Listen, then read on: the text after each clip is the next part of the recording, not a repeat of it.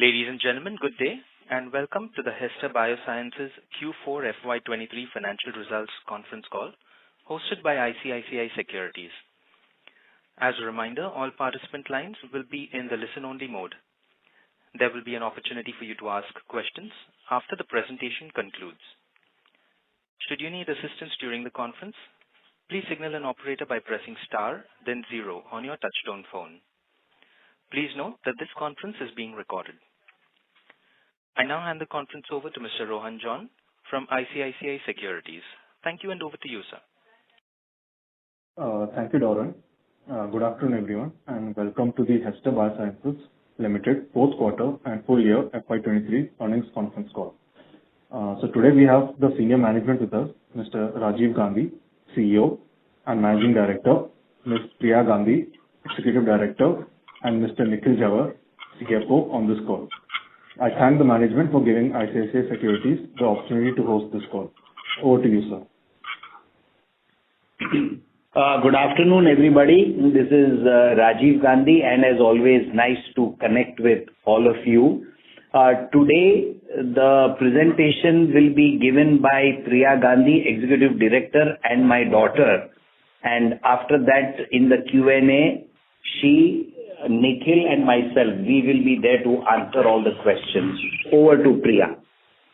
Good afternoon, everyone, and thank you for joining the call today. This is Priya Gandhi, Executive Director at Hester Biosciences. Usually my father, Mr. Rajiv Gandhi, takes the calls with you all, and while he's present on the call today, I will be taking the briefing that happens before the Q&A, and he shall join in and be there to answer your questions. With the numbers and information in front of you, which got released today, I shall get onto the subjective part of the performance of Q4 FY 23.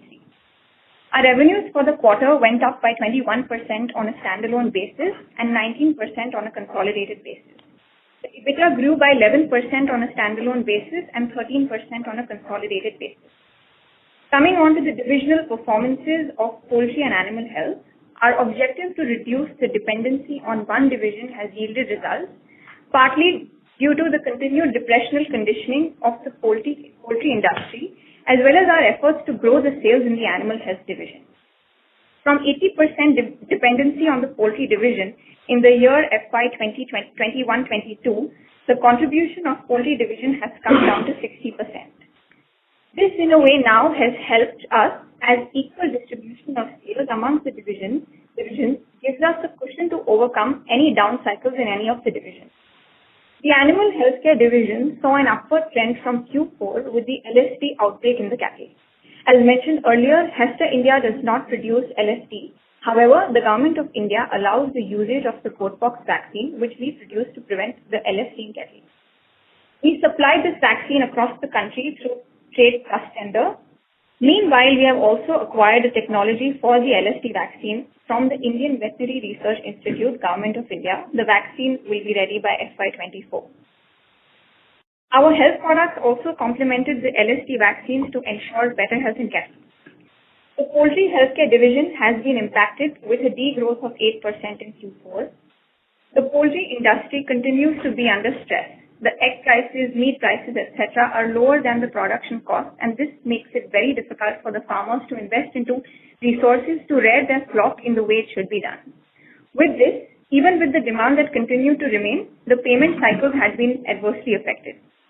However, the poultry vaccine sales is showing a recovery trend as the degrowth has come down from 27% in Q1 to 16% in Q4. Speaking of the newly launched pet care division, the pet care division has been functional since the last 3 quarters. We've launched around 10 products in 15 territories. I had mentioned in the last call, keeping the seasonal demand in mind, we will be launching deworming solutions in Q4, the launch of which was in line with the planning. In the coming quarter, we intend to launch a couple of more specialized products in new sales territories. A point to mention here is that worldwide, sales of pet divisions of animal health companies is higher than their poultry and animal health division, and with this, we are very hopeful towards the growth of our pet division. With regards to the profitability of the quarter, there is a growth of 11% in the EBITDA coming from the increase in sales. However, the growth in the health products contribution and the work done towards the expansion of the animal and pet divisions, our gross margin has reduced by 1%. Having said that, I would also like to point out that the gross margin percent of the health products has improved more than 4% on a quarter-on-quarter basis. Now talking about the way forward, the Government of India has commenced the immunization program against the PPR disease. Hester had won the tender for this. The total value of the order is INR 40 crore, out of which 38 crores is to be executed in the coming year in a phased manner. Based on the advisory issued by the Ministry of Fisheries, Animal Husbandry and Dairying, the yearly immunization against LSD will also have to be carried in order to avoid any severe outbreak. With this, we shall be supplying the goat pox vaccine for this program. We shall also be carrying awareness programs of this to promote the immunization and also support the overall cattle health by supplementing the vaccination using some of our health products. We have a marketing campaign for LSD which also mentions Bhool Na Jana, Tika Lagana. The above two programs will also further boost our vaccine sales in the animal healthcare division. We want to continue working on increasing the health product segment, and this we shall be looking at introducing value-added products in emerging markets and also focus on the individual productivity of the field. Now coming on to the capacity expansion initiative. The bulk antigen, which is the drug substance production capacity, has been completed, and the commissioning of the fill finish, which is the drug product capacity, will be done in Q1 FY24, doubling our overall vaccine manufacturing capacity. On the COVID-19 vaccine plant, with the help of Department of Biotechnology and BIRAC, under the Mission COVID Suraksha program, and in collaboration with Gujarat Biotechnology Research Center, we have constructed a BSLC laboratory to produce the drug substance, that is the bulk antigen for Covaxin, for Bharat Biotech, to supply the bulk antigen to them for their production of the Covaxin vaccine. We have received the regulatory approval in this quarter, Q4. As mentioned in the last call, while getting into this project and making such a huge investment, the thought behind it was to serve the nation and come in use to cater to the growing demand to immunize people against COVID-19. However, now with the demand almost going away, and thank God for that, we are in process of working out on other vaccines that could be produced here, which will require to be produced in a biosafety level 3. On to the subsidiaries. Hester Nepal did a turnover of 12 crores. This year we have introduced a few poultry vaccines due to the increased local demand in the poultry segment. We have also expanded our local distribution channel within Nepal. The PPR exports saw a dip due to the lack of tender orders from FAO compared to last year. However, the FAO tenders will start coming in this year. Hester Africa has also got licenses to produce the PPR CBPP vaccine, CBPP and LSD for ruminants, and ND and IBD vaccines for poultry, and we have begun the sales within Tanzania. And we have now started the registration processes in other African countries through our joint venture called Trishul Exim. We continue to penetrate further into the local Tanzanian market. With this, I would now hand over the call to Mr. Gandhi for his concluding remarks and for the Q&A. I hope you all got a synopsis on the functioning of the company, and we are now ready to take questions from all of you. Thank you very much. We will now begin the question and answer session. Anyone who wishes to ask a question may press star and 1 on their touchtone telephone. If you wish to remove yourself from the question queue, you may press star and 2. Participants are requested to use handsets while asking a question. Ladies and gentlemen, we will wait for a moment while the question queue assembles.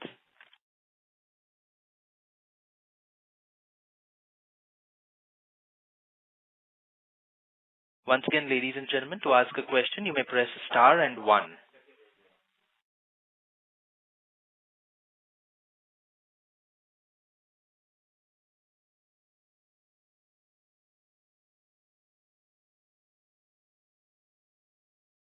Participants who wish to ask questions may please press star and 1 on their touchtone phones at this time. The first question is from the line of Shikhar Mundra from Vivo Commercial Limited. Please go ahead. Hi. So I want to understand why has there been a degrowth in the poultry healthcare segment, and what's the outlook for the segment? the poultry segment, the poultry industry in India is still continuing to go through a tough phase, and therefore a dip or a recessionary condition in the poultry industry, which is mainly due to high input costs and low revenue for the output, that is for the eggs and for the meat. This has been ongoing. The downturn in our sales has been arrested and it has again picked up in the last quarter, but this continues to be a characteristic or a temporary situation of the poultry industry in India. Okay. And so what was the overall market degrowth for the industry during the year? For the poultry? Yeah. I do not have those statistics with me at the moment, but people have taken less replacement flocks, less chicken to grow in their poultry farms, etc. But I am not right now sitting with those figures. I'm sorry. Okay. All right. Right. All right. Thank you. That answers my question. Thank you. Thank you. Thank you. Ladies and gentlemen, to ask a question, you may please press star and 1. The next question is from the line of Nirav Seksaria from Living Root Capital. Please go ahead.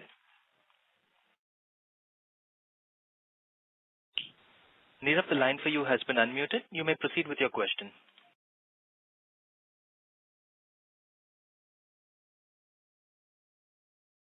Nirav Seksaria, the line for you has been unmuted.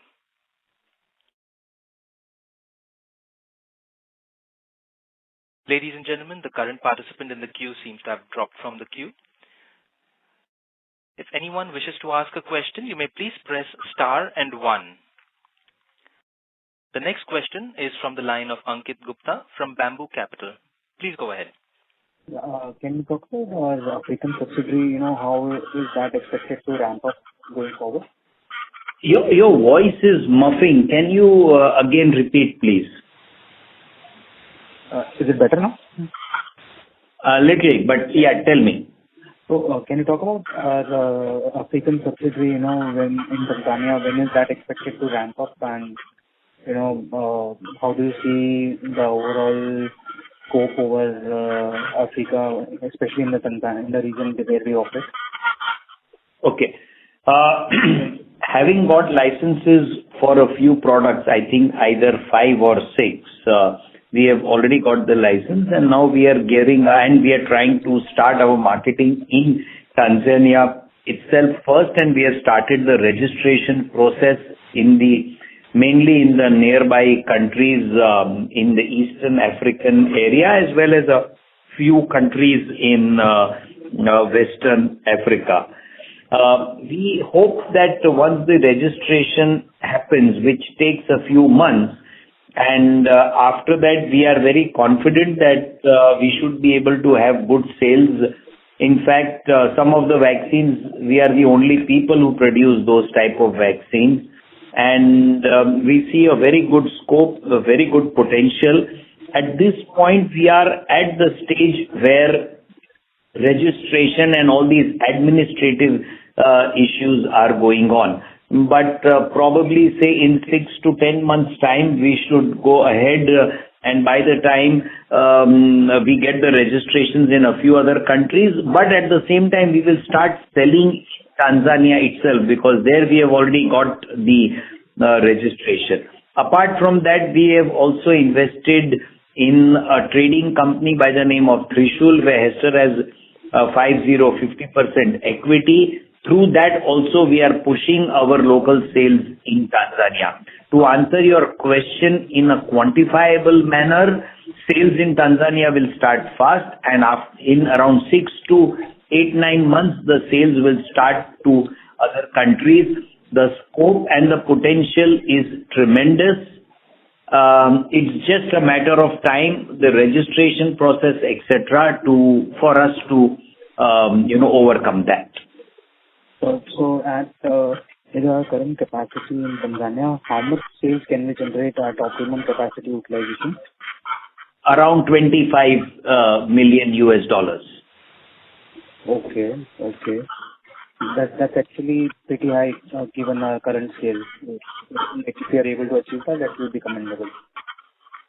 Yes, but any vaccine plant anywhere in the world, you cannot construct smaller capacity plants and then grow modularly as and when you get business.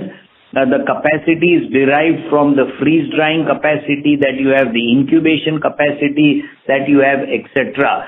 So whether in India, in Nepal, in Tanzania, our capacities have been big right from the beginning, and it is a normal issue. It is not a one-of-a-kind situation in biologicals. Sure. And then, when do you expect to reach the $25 million kind of revenue that we can generate from our existing capacity in Tanzania? And, in how many years we can ramp up? I think it should take approximately 4 years to 5 years for us to reach that turnover. Okay. And the margins will also be in line with our Indian operations here? Yes. In fact, they'll be better over there in terms the realization prices are more in Africa, but let's go at the worst case scenario in line with the Indian profitability. Sure. And sir, if we go through your balance sheet, you have a CWIP of around 145 crore. So one will be the COVID vaccine facility, which will be there, COVID vaccine facility. Apart from that, anything else which is there in our CWIP? Yes, one is the BSL-3 laboratory for manufacturing the bulk antigen for COVID. But now with COVID going, we are trying to repurpose that facility and look. What is there in your student? Okay, just a minute. Sorry, our CFO will answer this because I just misunderstood probably. So in the CWIP, apart from the COVID facility, BSL-3, we have the fill finish facility, which is under construction, which we have given in the press release that is getting completed in the coming quarter. So that is expected to double our vaccine capacity in India. Yes, in this quarter, once that goes on stream, when it is commissioned, yes, and it should happen in less than around 60 days time. Sure. And sir, for next year or so, how do you see growth in our poultry and animal healthcare divisions in domestic markets? I think one should keep in mind that we are in the agriculture sector. Animal husbandry comes in agriculture sector. The opportunity in India to grow in the agriculture sector is high, and within the agriculture sector, the easiest way to double the income of farmers, especially those who have small chicken or cows in their home, to improve the productivity of those production animals. That way their income will go up much more faster than while improving the production capacity of their agriculture land. So the scope is tremendous in terms of health products, biologicals, and it is something which is going to grow in leaps and bounds. Also, the government of India has put a very big focus on animal husbandry. They are getting into immunization, eradication programs for animal diseases. As you are aware, government of India, not only India, the world has taken up eradication of PPR in sheep and goat. So and awareness campaigns are going up. So the potential, as per us, seems to be very big. Sure. Thank you, and wish you all the best. Thank you. Thank you. Participants, to ask a question, you may please press star and 1. The next question is from the line of Nirav Seksaria from Living Root Capital. Please go ahead. Hello, am I audible? Yes. Yes, you are. Yeah, hi sir. So I just wanted to know, in the opening remarks you have mentioned that poultry healthcare dependency has reduced. So at what percent could we assume it to go normalize that going forward? Your voice is coming in waves, but as I understand, you are looking at the quantum. Your question is what would be the ultimate contribution for the poultry healthcare division? Is that right? Yeah, going forward, what percent should we assume it to be?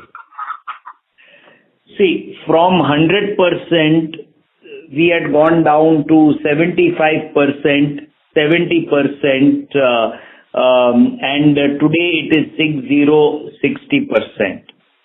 And we would want to grow both the poultry as well as the animal health on a one-to-one basis, or maybe plus minus 5% or 10, 60, 40, 40, 60.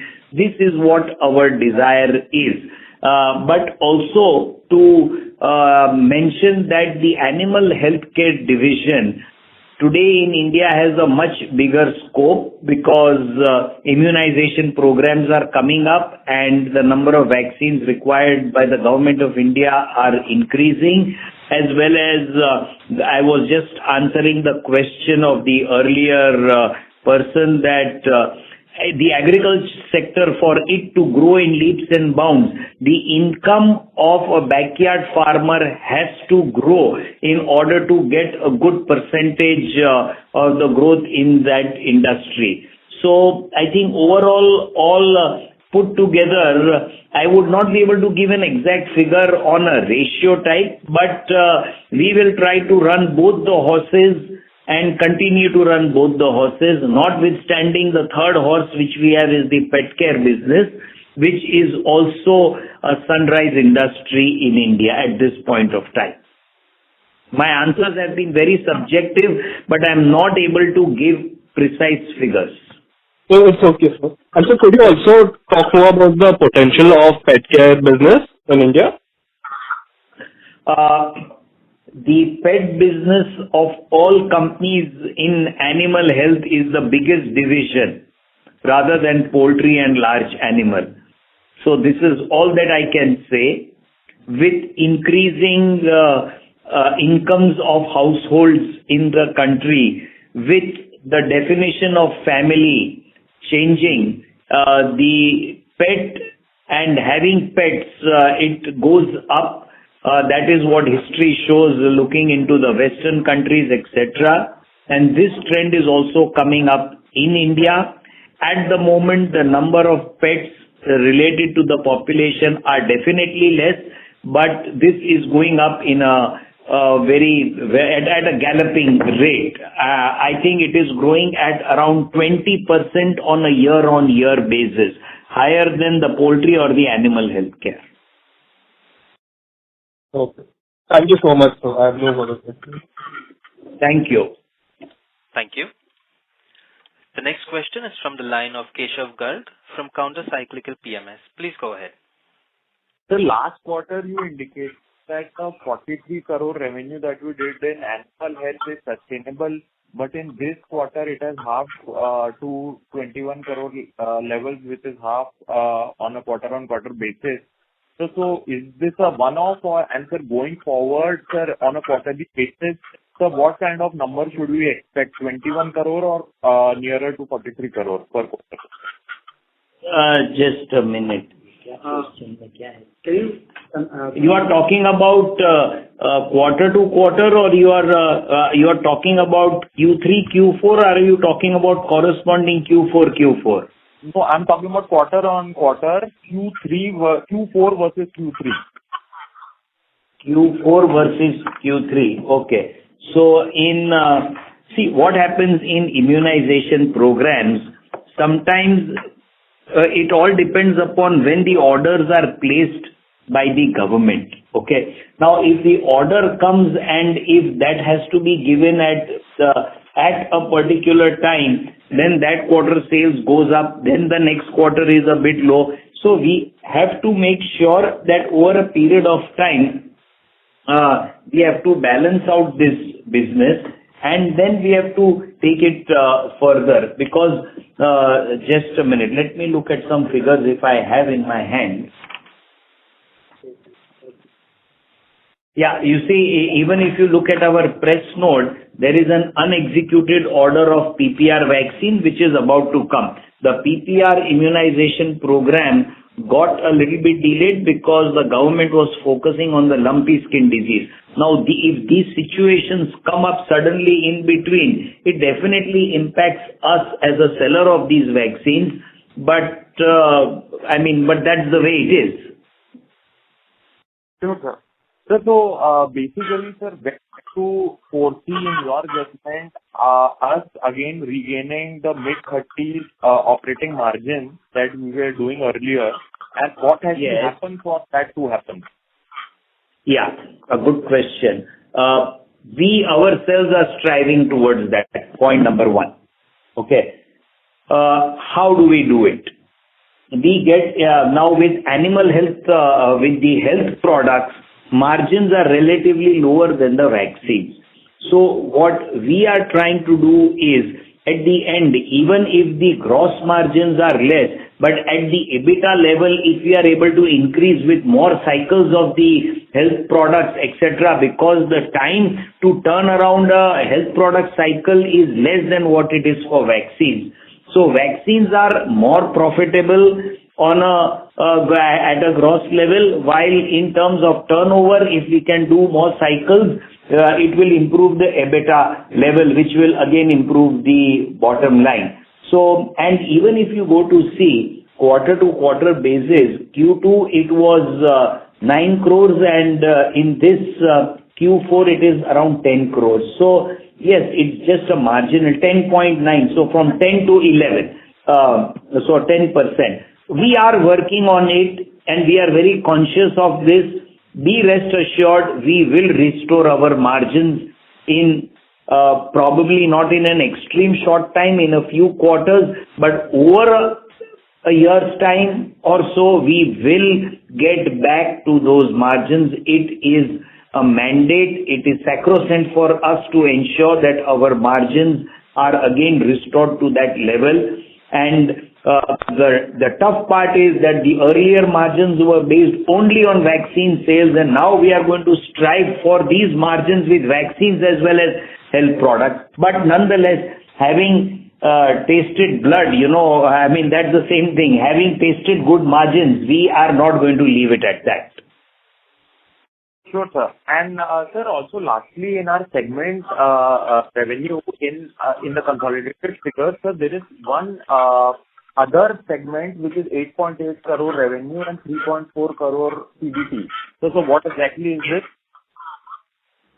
Yeah, so the other income is some pharmaceutical products which we have exported to Africa. So that did not qualify to come in these two divisions, therefore we showed it separately. Sure, sir. Actually, sir, in your judgment, you think that our numbers are bottomed out in this fourth quarter, and going forward, now things should pick up, or more pain is left? I would say that, optimistically looking, we are seeing that things will go up because there are these immunization programs, etc., all these things. But I don't think so there is anything like bottoming out or anything of that. Even in this quarter, we have shown improvements over the previous quarters, etc. So I think we hope to grow at a higher rate in this year than what we grew last year, for sure, as well as improving the bottom line. Okay, sir. Thank you very much, and best of luck. Thank you. Thank you. Ladies and gentlemen, you may press star and 1 to ask a question. The next question comes from the line of Shikhar Mundra from Vivo Commercial Limited. Please go ahead. For the capex coming in, what is the capacity in terms of billion doses of vaccine? From 4.8, we will go into multiplied by 2, approximately 9 billion doses. Okay, so the revenue potential is roughly like around 250 crores, is that right? You can say that. At the same time, we must consider, in any biological plant, to estimate the exact production capacity is not possible. If we produce more vaccines of the large animal where we sell products in 100 dose size, as against in poultry, we have 2000 dose size products. So the same freeze dryer, the same number of vials, one vial will contain 100 doses of a typical goat pox vaccine or a PPR vaccine, but if we are freeze drying a poultry vaccine, it will have 2000 doses. So this is an approximate figure. It could swing 20% plus or minus. All right. It could even go beyond that. It could even go above. Got it. And will the focus will be more towards the animal side, or it will be a mix between animal and poultry? Same.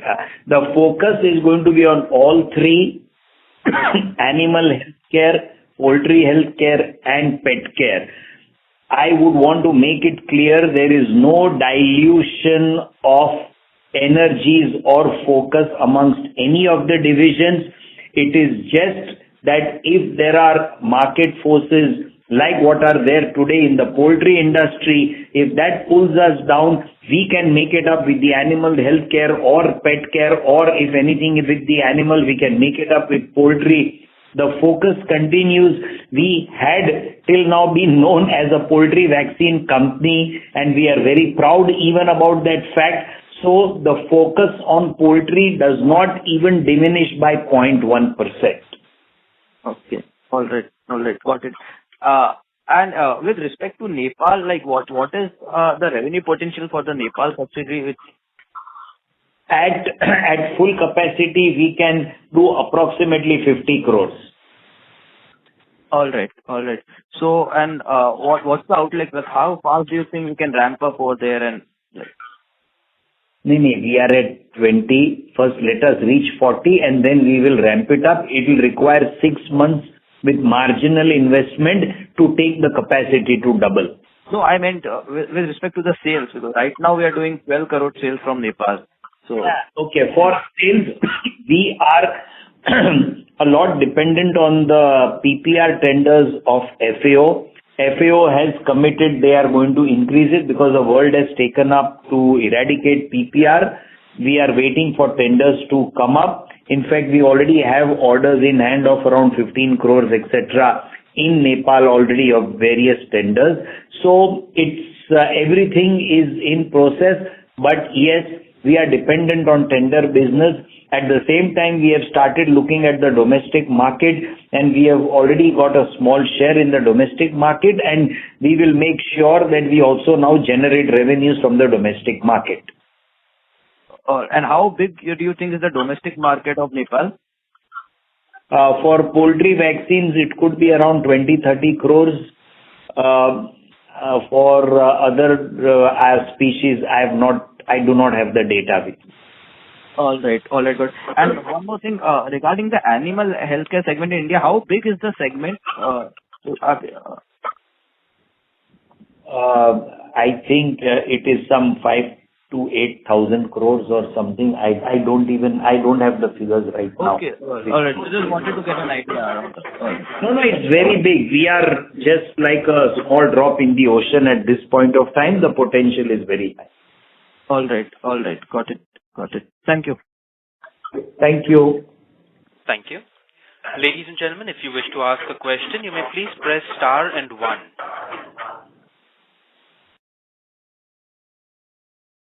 Participants, to ask a question, please press star 1. The next question is from the line of Keshav Garg from Counter Cyclical PMS. Please go ahead. Trying to understand that, sir, has our debt peaked out, or it will increase from the 270 crores? Has our debt peaked out, or will we borrow more? I think that is his question. Okay, so right now, I think we are at our highest borrowings which we have taken, but which will be going down only. We don't have any plans for taking any additional loans or debt at this point of time. Sure, sir. And sir, also got grants of 24 crore last year and 6 crore year before. So going forward, also some more We wish grants keep on coming every year on the lighter side, but these grants are related to specific projects. We had the COVID project, and we were working on some other projects internationally. So it's something which will be project related, assignment related. So we will take it forward in that manner. Sir, also, what is the average cost of our debt? Sorry, average cost of? Debt. Sir, what is the interest rate we are paying? Interest. Average all borrowings together somewhere works out to be around 8%. 8. Okay, sir. Sir, Thank you. How much more CapEx is remaining for this year? How much? Your voice was not clear. Existing project. Can you repeat your question? Sir, what I'm trying to understand is that how much further CapEx is required for all our ongoing projects to get completed? So currently there are no additional CapEx is required for the ongoing projects. There are some 12 crore rupees, 10 to 12 crore rupees is payable for the capital creditors for the existing retention money. And if we embark on any additional capital, which is unlikely, then of course that's a different situation. But we are covered fully for the current expansions. Sure, sir. So once this project gets completed, sir, what kind of peak revenue will we be able to generate on an overall basis if we consolidate all our... Sorry to interrupt, sir, but the line for you is very bad. Yeah, I mean, we are not able to hear anything properly. Sir, I am trying to understand, once all our ongoing projects, what... Sir, I'll come back in the queue. Yeah, I'll tell you. Let me answer. What is the total revenue possible? So 50 crores in Nepal, 25 to 30 million US dollars in Africa. So that with how many? So that is how many rupees? 200 crores over there. And over here, we can do an additional 200, more than what we are doing right now. 4, 5, 6, 700, 650, 600 crores. Sure, sir. Thank you very much. And all the capital is already invested for this potential. And sir, in how many years do you expect to reach 600 crore revenue? We are trying our best to do it as early as possible. I think it should take approximately 3 years' time for us to reach that. Okay, sir. Thank you very much. Thank you. Thank you. The next question is from the line of Yogesh Tiwari from Arihant Capital Markets. Please go ahead. Thank you, sir. Am I audible? Yes, you are very audible. much. Yeah. Sir, my first question is on poultry division. So in the poultry division in Q3, our revenues was about 32 crores, which has increased to about 36 crores. So what changed in Q4? What is driving the recovery in poultry? No, it's the industry which is there and some disease incidences, etc.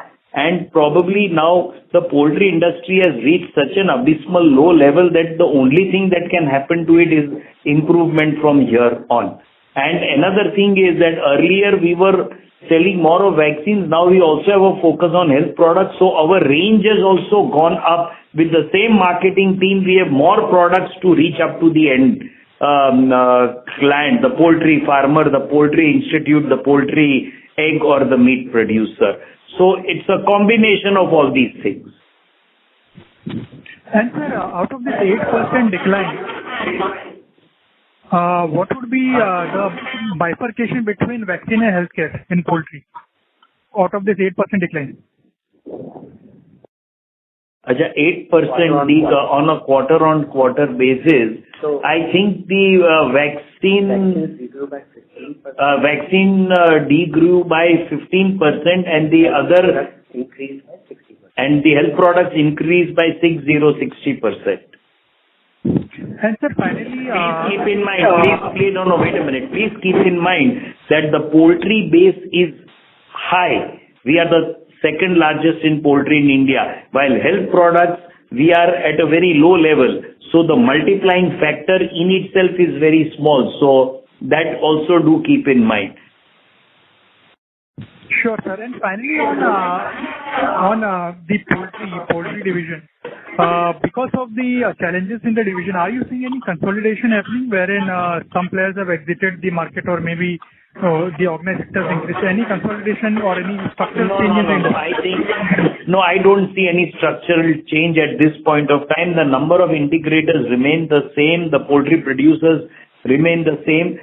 We do not see any structural change. In fact, structural changes are actually now to be seen in the cattle rearing industry for milk, because there is some consolidation that is happening, awareness that is happening, scientific tools that are being used, etc. Sure, sir. Thank you. That's very helpful. Thank you. Thank you. Thank you. Ladies and gentlemen, that was the last question for today. I now hand the conference over to the management for closing comments. Over to you, sir. Thank you all. Just as already well summarized by Priya, and you would have read in the press note, sales have been good, profits have come down a little bit, but there is a lot of potential all across in Hester India, Hester Nepal, and Hester Africa, notwithstanding the health product business which is growing, as well as the pet business. Please continue to have your faith and confidence in us, and trust me, we are here to make sure that we become one of the best animal companies in the world. Thank you. Thank you. Thank you. On behalf of ICICI Securities, this concludes this conference call. Thank you for joining us, and you may now disconnect your lines. Thank you.